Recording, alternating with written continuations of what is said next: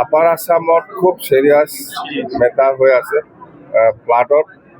তো আমি দলৰ হৈ পেলাই এই কেইদিনৰ ভিতৰতে আমিতো ইমান দূৰত যাব নোৱাৰে, সেইকাৰণে আমি 50 লাখ টকাৰ চেক চিফ ৰিলিফ ফাণ্ডত দিব লাগে বুলি আমাৰ PMPত আলোচনা হৈছে। আমি এইটো দিম, 50 লাখ টকাৰ চিএম ৰিলিফ ফাণ্ডত সেইটো আমি দিম।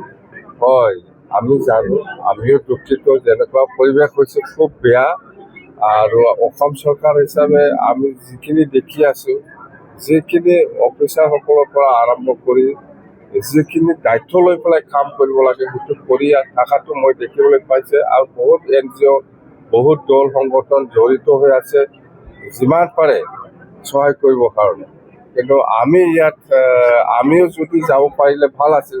যেন হওক, আমি দল হিচাপে চিফ মিনিষ্টাৰ ৰিলিফ ফাণ্ডত আমি 50 লাখ টকা চেক দিব ওলাইছোঁ। এই 2 দিনৰ ভিতৰত আমি দি দিম।